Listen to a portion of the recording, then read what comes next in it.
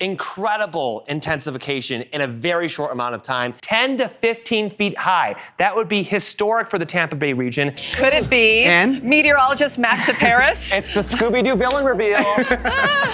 We have 5 raging at this hour, burning a total of nearly 27,000 acres. To put that into perspective, that's nearly half the size of Washington, D.C. Look at the circulation, counterclockwise. Onshore winds pushing all that seawater inland, including those that are heading to the Beyonce concert later this evening. That's happening right behind me at Soldier Field, where the Beehive will be buzzing with tens of thousands of fans. So let's get right to the latest on these threat areas. I actually saw bulbs budding in the Chicago area last week. Yeah, I saw a mosquito this morning. Oh my gosh, that's so crazy. I'll pause this at the beginning, and you can see there are folks on the bridge with the trees there before they move out of the way, and then there's the time lapse. Only 4 minutes goes by. All-time record snowfall looking likely. In fact, the first ever blizzard warning issued for parts of the Louisiana and Texas coastline. The Weather Service whiplash continues, with the agency now announcing they've received permission to rehire for essential roles. But just how accurate is America's favorite rodent? Looking at the data since 1886, when Phil made his first prediction, only 39% accuracy. Gotta take a quick bite here before we send it back to you, and we'll save you some in studio, Nick, don't worry. Max, we love that. Some are seeing duller, browner colors this year, or trees that are simply shedding their leaves before they even turn. I mean, it's like that thick air, right? Kind of oppressive. It's humid, and then on top of us, we have the smokiness as well. If you are in that exact path, even if it's cloudy, it still will get dark. So there is a silver lining. There could be a need to siphon more water from the Great Lakes, which is a slippery slope, since only 1% of lake water is replenished by precipitation every year. If you're dreaming of a white Christmas, most of the country has to dream on. It's the calm after the storm, as researchers here at Northern Illinois University are just returning from a 6-week field expedition, collaborating with 17 other institutions on a massive new study about hail, with the goal of improving forecasts while also mitigating the damage this type of severe weather can cause. There's never been a research project like this one. Scientists driving headfirst into the worst storms imaginable. You guys get going and get out of here. To learn as much as possible about the least studied type of severe weather. How does the hail form in a storm? To what is its impact at the surface? And how can we build a better, resilient society?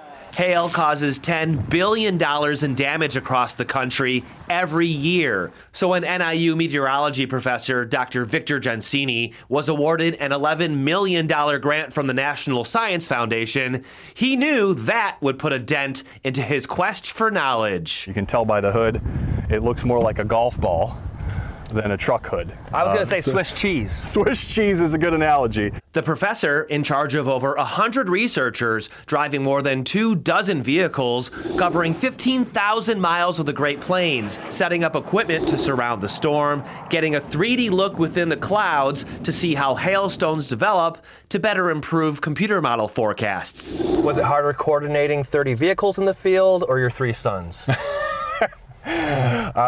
They can both be a handful at times. Once we split, though, stick with ground 2. These scientists, also working with the Insurance Institute for Business and Home Safety, to test different types of roof shingles to see which ones work best against the worst Mother Nature has to offer.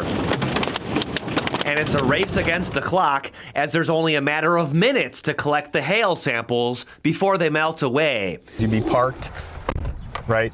The storm would be hitting and it'd sound like. And then immediately what you would do is you'd go out, you'd gather the hail, we'd measure the hailstones. 7.7. We'd put the hailstone into the bag and then it would go into the cooler. The largest they caught was more than 5 inches across, the size of a cantaloupe, which could be deadly if you were caught under a storm like this. There's a lot of pressure to make sure that you're not only keeping everybody safe, right, that's priority number 1, but number 2, that you're actually executing the mission and getting the best possible data. And that's not easy. Dr. Gensini says the storm chasing was the hard part, and now comes the fun of analyzing all the data they collected. But he says because there's so much to comb through, it could take up to a full decade before all investigations are completed. Max, we saw those waves right there behind Ryan. My goodness. Yeah, crashing ashore, and those are only going to get higher as the storm system gets closer to the shore, still about 300 miles away from the Big Bend coast where it's expected to make landfall later this evening, but intensifying within the last hour. Still a Category 2, but a high end, up to 105-mile-per-hour winds, picking up steam, moving now to the north-northeast at 14 miles per hour. So that's why we are seeing these effects right along the shoreline get worse as this does approach. So here we are in the next several hours, parallel the Tampa Bay coast as we get towards around 4 this afternoon. Landfall expected as a major hurricane, Category 3 status with winds up to 120 miles per hour as it moves into the Appalachian Bay. All that water has nowhere to go in the Gulf. It's going to push inland, causing for that very high storm surge. And then we're going to still be seeing tropical storm impacts as far north as Atlanta with gusty winds, heavy rainfall causing a threat there overnight into tomorrow morning. Hurricane warnings as far inland as Macon, Georgia. So we're going to be seeing hurricane force winds very far inland with this storm because of its fast forward progression. And North Florida, South Georgia, not the same sort of landscape as South Florida where you have all those palm trees, lots of pines, lots of live oaks. Once they go down, power outages will last up to 2 weeks. I have friends in Tallahassee. That's what city officials are telling them to prepare for. Up to 110-mile-per-hour plus winds are possible for Tallahassee and where we have our folks located near Alligator Point as well. And we're still going to be seeing hurricane force winds well into Georgia. The storm surge measures how high the waters along the coast are going to get compared to normal tide, up to 20 feet high. That would be historic levels in the parts of the Appalachian coastline extending from around St. George Island through Cedar Key. So it's going to be a mess of a situation here, Nicole, talking about impacts far and wide across the Sunshine State, especially in the Panhandle. Tallahassee has never seen a Category 3 major hurricane make landfall right on top of them. Yeah, I know you're keeping an eye on all of it for us, Max. Thank you. Destruction in every direction after a deadly tornado outbreak tears across the Midwest. Please, if you're in Red Oak, please be in your shelter now. Hardest hit, Iowa, where at least 21 tornadoes touched down. Oh, house gone. House gone. Oh no. The governor declaring a disaster emergency for 15 counties. Outside of Des Moines, the town of Greenfield leveled with nearly every street impassable. Got hit with some debris and it dropped me. So I just turtled up behind the house and then the whole garage came down on top of me. Where do I start cleaning up? What do you do? A local hospital hit hard, forcing some patients to move to nearby facilities. A mandatory curfew in effect, only allowing residents in as emergency crews work to clear the debris. We do anticipate that curfew lasting for some time. Gusts reported up to 100 miles per hour, the equivalent of a Category 2 hurricane, causing wind turbines to snap like twigs, crashing 200 feet to the ground. Oh, that generator just went down.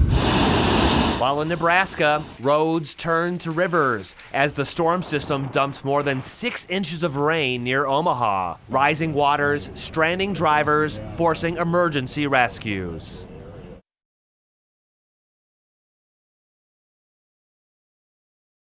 I'm joined here by Layla from Kona Ice. You're going to tell us a little bit more about how to make this delectable tree. Again, it'll really help us today as it is downright hot. Layla, good seeing you again. Let's get right to it. I'm interested in this peach mango lemonade. I know it's not red, white, or blue. So what do I got to do? I lift the lever. Yep, lift the lever. Okay, and drizzle. start adding flavor. Okay. That's perfect. And I'm going to make a cherry one. I'm wondering though, is it possible to have too much syrup or too many varieties of flavors? We say load it up, but you don't want to drown it, right? You want to be able to eat it.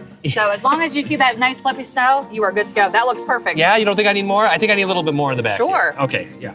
And then you got some sour we stuff do have for some us. sour. So this is our new tops. So we have sour cherry and sour blue raspberry. If you want to try cherry. A little bit of that. Awesome. Let's get it. Oh, that's excellent. Awesome. There you go. All right, one more bite. All right, that's great.